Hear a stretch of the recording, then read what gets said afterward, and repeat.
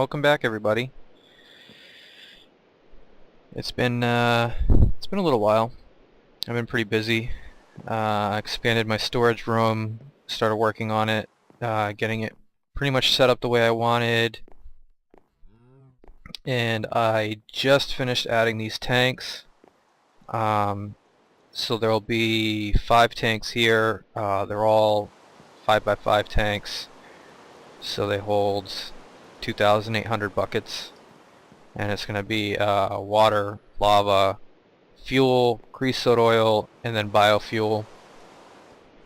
And they have the valve is in the bottom there, and it's all going to be piped in.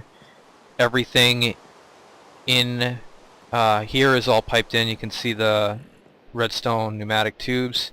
You have it on the top and the bottom, so that way you can put items in and take items out.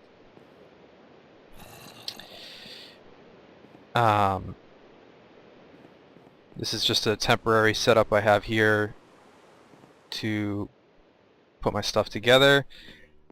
And other than that, not much has changed. I moved the biofuel station from over there, and the rubber and tree storage, all that stuff has been moved here.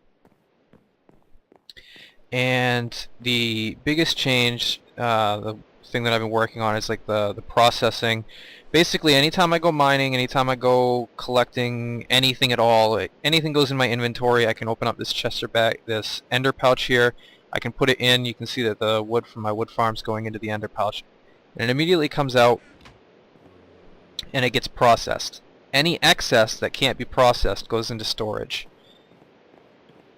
So like I said, you just saw wood coming out. This is the processing center that I have put together so far, and all of the wood comes through this portion. You can see filters that filter in the logs, turn those to charcoal, and then that charcoal then feeds these generators. So it's just an extra source of power, because I had at the point where, well, I got to the point where I was literally just throwing wood away. So I started turning it to charcoal, converting that to EU. And then I also have this setup here, which will pulverize wherever he is. He needs to die. He's probably right above us. Yep.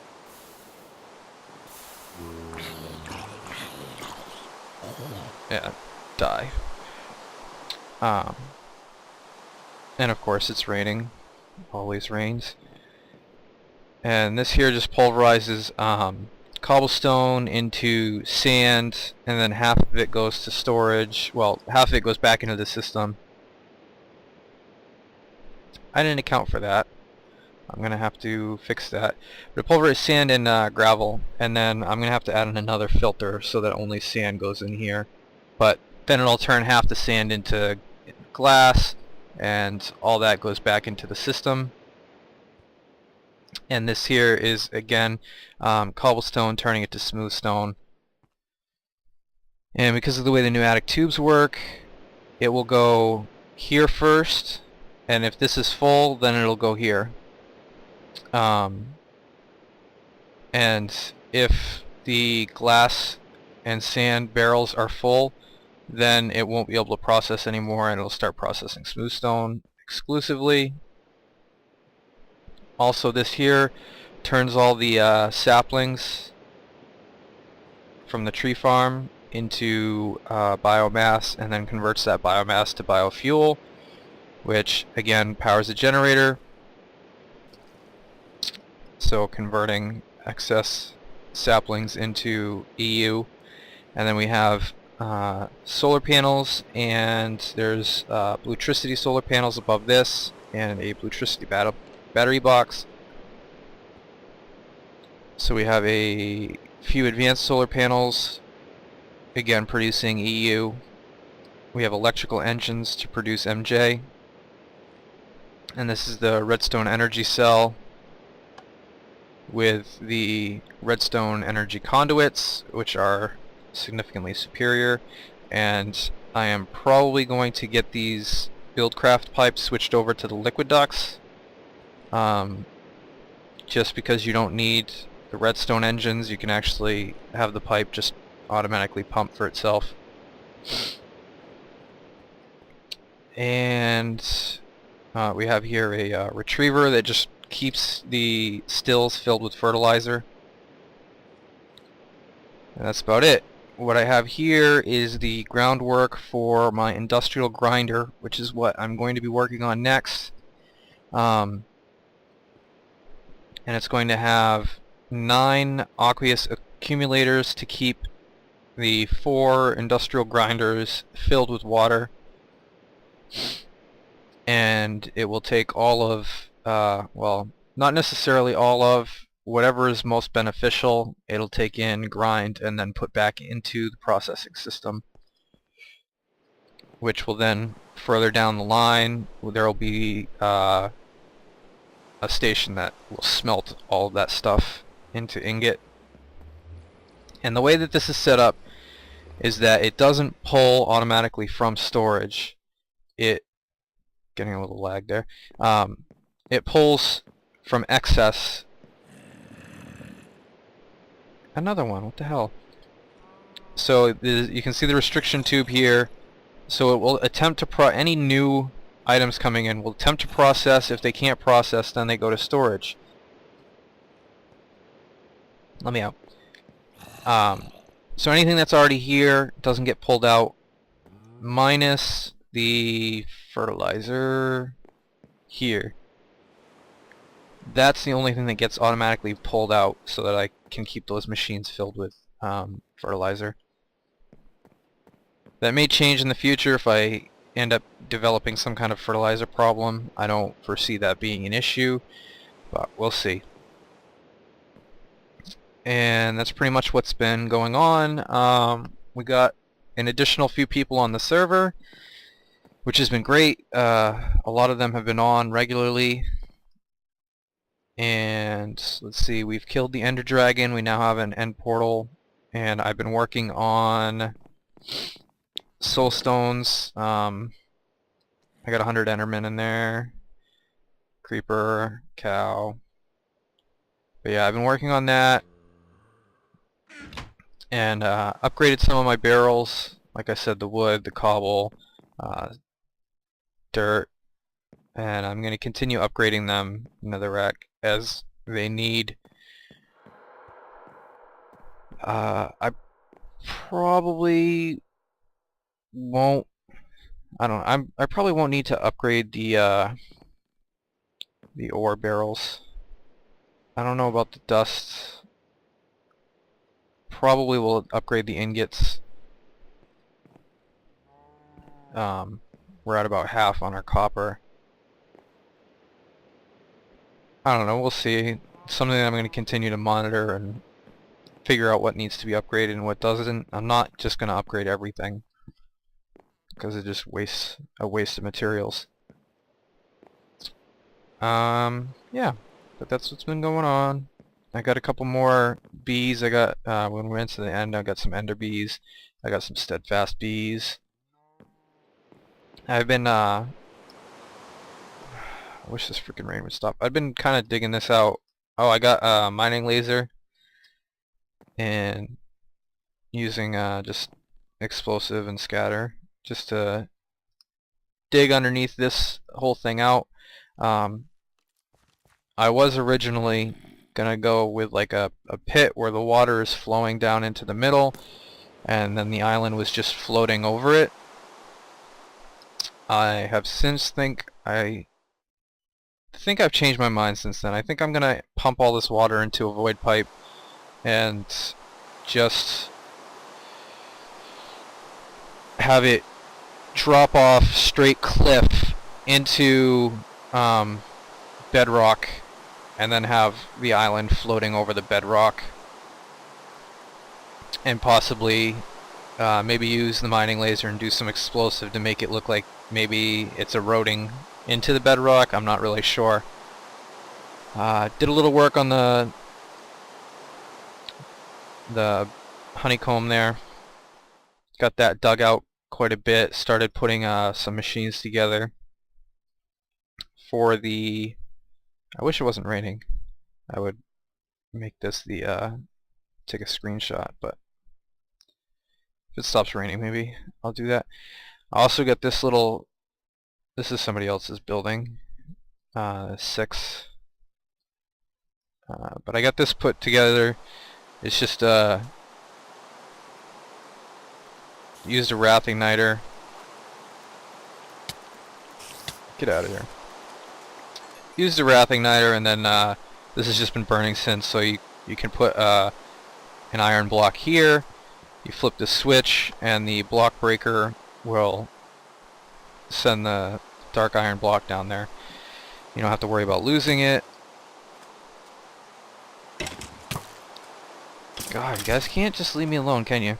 You don't have to worry about it getting burnt up or anything like that. I'll probably have this kind of station again automated in the processing center of my house, because I can just use a deployer to deploy a block of iron, and then the block breaker to pick up the block of iron after a set period of time. And like I said, I moved all this stuff, so I haven't really cleaned it up any yet. It'll just be smooth stone brick. Same thing here, I moved all this stuff out and still have to do a lot of cleanup. The tree farm has gotten to the place where I think, yeah, birch saplings are almost filled, and I think it's the same thing with spruce saplings are also almost filled. Jungle saplings have a ways to go. Yeah, jungle saplings still have a ways to go. I'm considering putting I can't remember what it is, but it's the machine that basically makes the trees grow faster. Although I really don't need the wood or the saplings, so I don't need it to really go quickly or anything like that. Like I said, I got this dug out and I started putting this together, and basically everything's just going to come into the centrifuge. I'm probably going to have to put a second one here because as it stands right now I have overflow of honeycombs, so there'll probably be 2 centrifuges here, and then the items will get pumped out and the honey will go into the squeezer, which then goes to the analyzer.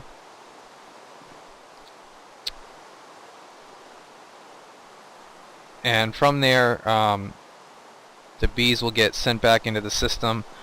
I really wish that there was an Apiaris pipe that worked with pneumatic tubes, because I prefer pneumatic tubes over Buildcraft pipes,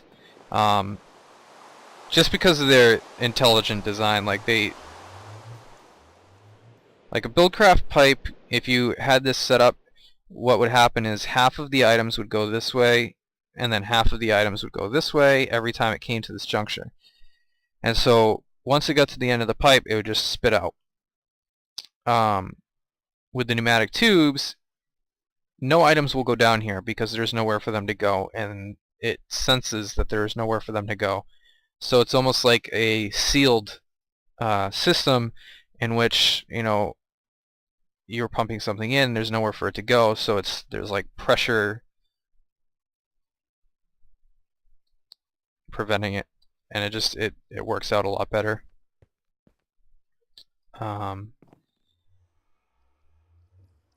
Yeah, I need to put a filter there, and that's gonna make me drop this whole thing 1.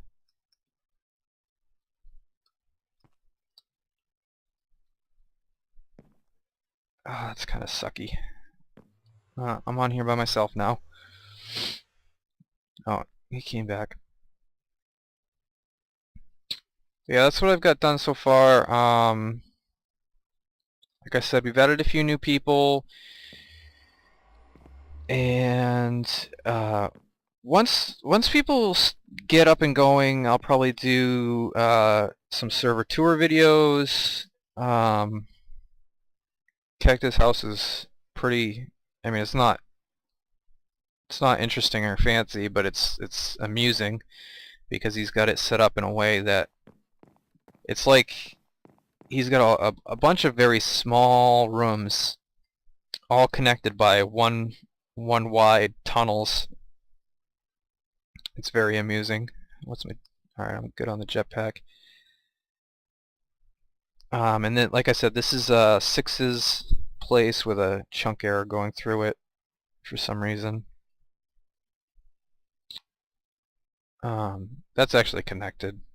Yeah, there we go. It's starting to load. But yeah, this is Six's little cobble turd village that he's got going on. Okay, so I apparently ran out of disk space on my recording drive, so I had to free some of that up. And I didn't realize I had gone on for about 15 minutes before remedying that problem and lost a bunch of what I was recording. So I'm not entirely sure what will have been missed, but oh well. I think that I showed you guys mostly everything that I've done, and I think for our next video we will probably take a tour of Kekta's house. He's he's one of the people that have been on as long as I have. He's got a lot. He went more the machine route and much less the building route. So he's gotten to the place where he has quite a bit of iridium. He's got the armor there. I can't for the life of me think of the name.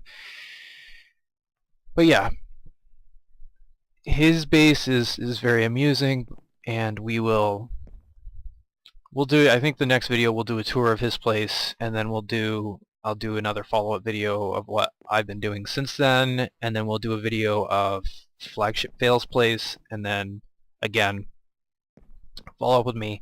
And like I said, we had a few more people join recently, so by that point in time maybe they'll be ready for a tour of their place. And I think that's pretty much it. Yeah, I can't really think of anything else that's going on that's relevant. And